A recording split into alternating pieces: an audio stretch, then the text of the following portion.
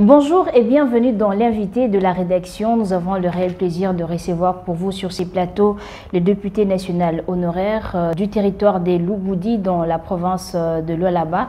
Il s'agit de Moussoudi Salaboué Dieudonné. Avec lui, nous allons échanger autour de la gestion de la redevance minière dans la province précitée. Je lui dis bonjour et bienvenue. Merci beaucoup, madame. Bonne année. Merci à vous autant, madame. Alors, l'actualité oblige, aujourd'hui, jour pour jour, ça fait 3 ans, depuis que la République démocratique du Congo a assisté à une alternance pacifique du pouvoir au sommet de l'État. Du point de vue général, s'il faut faire un bilan, que diriez-vous?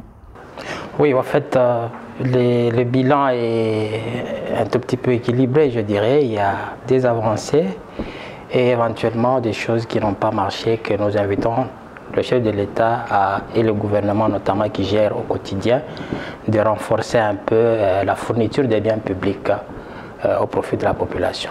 Alors, s'agissant du secteur minier, un regard particulier, que diriez-vous?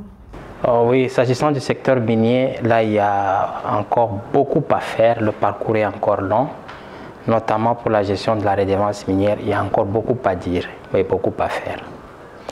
Alors, un peu plus de 4 ans depuis la révision du Code minier en République démocratique du Congo, la perception de la redevance minière par les autorités de la province du Lualaba, beaucoup de personnes s'interrogent sur cette gestion, c'est-à-dire à qui profite cette manne financière. En fait, le problème, c'est qu'il y a un problème entre la gouvernance du point de vue légal et la gouvernance du point de vue pratique. C'est-à-dire il y a une inadéquation entre ce que le législateur a prévu et ce qui s'est fait au quotidien par les gestionnaires de la redevance minière. Et c'est là qu'il faut vraiment marteler pour que les gens reviennent sur les rails. Donc, notamment par exemple dans ma chefferie, puisqu'en fait, s'il faut être un bon enseignant, il faut d'abord commencer chez soi. Donc la charité bien ordonnée. La charité bien ordonnée commence par soi-même. Ma chefferie, la chefferie des Baïké, qui est une ETD, une entité territoriale décentralisée, dans le territoire de Louboudi, province du Lualaba. Cette ETD avait commencé à percevoir la redevance minière. Actuellement, tout pour tout, globalement, elle dépasse 60 millions de dollars de perception. Maintenant, il y a un problème d'inadéquation entre la valeur perçue et les biens et services offerts à la population. Je crois que ces biens et services offerts à la population ne peuvent pas dépasser une valeur de 15 millions de dollars. Donc ça ne correspond pas au montant ça ne correspond perçu pas et l'exécution. Tout à fait, ça ne correspond pas au montant qui est perçu. De deux, il y a aussi un problème d'affectation. La redevance minière, c'est en quelque sorte comme une indemnité. Les projets miniers affectent l'environnement, ils affectent aussi le social. D'où on devrait faire un effort au niveau de l'environnement. Il y a la pollution, il y a tout un tas de choses qui se fait. Au niveau aussi du social, il y a des maladies, ainsi de suite. Donc on devrait plus construire, par exemple, les hôpitaux, les écoles, et voir au niveau de l'environnement comment on doit traiter les déchets, comment on peut commencer à reboiser, ainsi de suite. Mais ce qui est fait, c'est autre chose. C'est notamment, vous allez voir, les gestionnaires de la redevance, ils s'achètent des grosses bus, des grosses jeeps. Ils payent, par exemple, notamment chez moi à Bunkeya, un membre un membre de sécurité, par exemple, un responsable de l'ANER, de la DGM, il reçoit par mois, tout au plus au moins 3 000 $ comme prime qui provient de la redevance minière, alors que cet argent devrait aider la pauvre population qui trime. Donc en gros, vous pensez que le fonds perçu de la redevance minière dans la province de Lualaba ne sont pas réellement affectés à ce à quoi devait être fait, c'est-à-dire des projets communautaires, comme vous l'avez dit tantôt. Tout à fait, c'est pas vraiment respecté. Donc il y a une bonne partie d'argent qui est affectée à ce qui ne devrait pas être fait. Puisqu'au fait, la redevance minière ne vient pas justement pour montrer que l'État a démissionné à ses tâches régaliennes. il y a des ETD qui ne perçoivent pas la redevance minière, mais qui le gouvernement central et même les provinces, ils aident à construire les bureaux, on construit les autres infrastructures. Mais la redevance minière, pour moi, je me dis que c'est une ressource exceptionnelle qui vient pour une mission bien précise, laquelle résoudre le problème de l'environnement, résoudre le problème de la société, donc la responsabilité socio-environnementale. Donc on doit construire par exemple les hôpitaux, on doit construire les écoles, on doit aménager les routes, ça doit être beaucoup plus abondant. Mais le respect de l'affectation de la redevance minière dans la province de l'Alaba passerait par quoi? Non, en fait c'est là, normalement en principe, il faudrait qu'il y ait ce qu'on appelle, chaque entité doit avoir un plan de développement local qui est élaboré par la population, ensemble avec la population. La population va donner les états, donc les besoins réels qu'ils ressentent, et c'est à partir de ça qu'on peut maintenant amorcer les choses correctes. Et non pas 2 ou 3 personnes s'enferment dans leur maison, ils écrivent ce qu'ils appellent plan de développement local, alors que ça ne reflète pas les besoins de la population. Vous trouverez par exemple chez nous, l'argent, on achète, on aménage le cimetière, pendant que les gens n'ont pas de produits pour se faire soigner. Donc on veut que les gens meurent pour qu'on aille les enterrer. Voilà. Donc il y a contradiction. Contradiction, voilà. Tout à l'heure, vous avez parlé d'une somme de 60 millions et 15 millions, tout ça.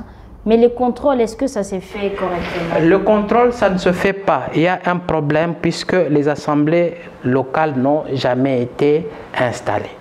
Alors il y a un vide. Alors, avec ce vide, ceux qui gèrent profitent de ce vide pour faire ce qu'ils veulent. Quand vous arrivez là-bas, vous demandez qu'est-ce que vous avez reçu, on vous répond non, vous n'avez pas qualité. Et alors que le gouvernement central, le gouvernement provincial publie leurs états financiers. Mais au niveau des chefferies, notamment dans ma chefferie, on a des radios communautaires. Jamais, on ne peut jamais publier que nous avons reçu tel montant, nous avons fait ça et ça et ça. Pourquoi jamais? Oui, bon, c'est on crée le flou, puisque c'est dans l'eau trouble que la pêche est facile. Mais à défaut des assemblées provinciales qui devraient jouer la relève. Oui, les assemblées, malheureusement, on ne voit pas ce dynamisme-là. Hein.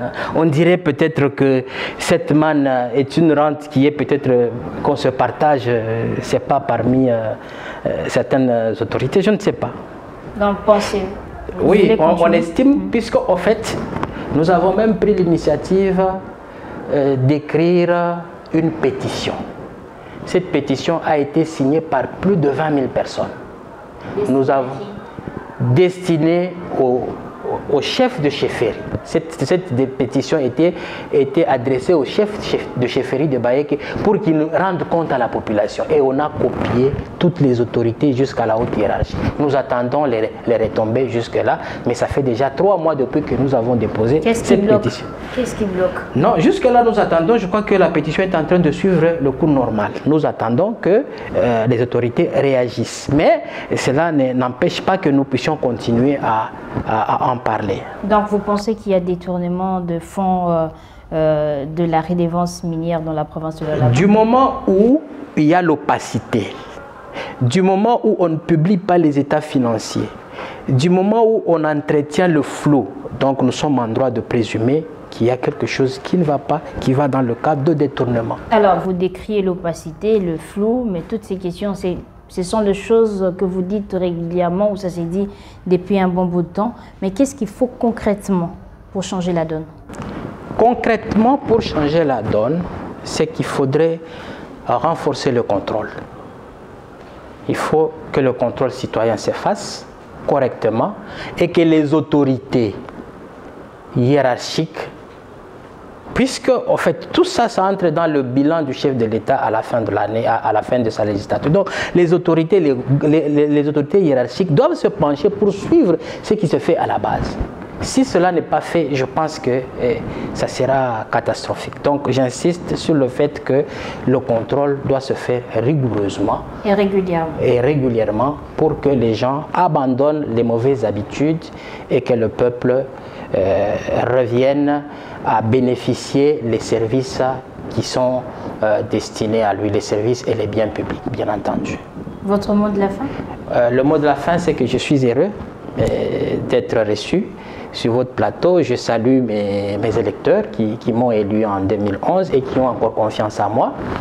Et je veux bien que nous puissions ensemble, et ceux-là qui gèrent, c'est le temps de revenir dans les rails pour que les ressources infranationales puissent bénéficier à la population. C'est ça le vœu, le meilleur que je souhaite à ceux qui gèrent et aux électeurs aussi, de nous mettre tous dans la même voie pour que nous puissions ensemble bénéficier de ces ressources infranationales. Alors, merci d'avoir répondu à notre invitation. C'est à moi de vous remercier. Ce numéro est terminé. Grand merci à vous d'avoir suivi. On se retrouve prochainement avec un nouvel invité. Au revoir.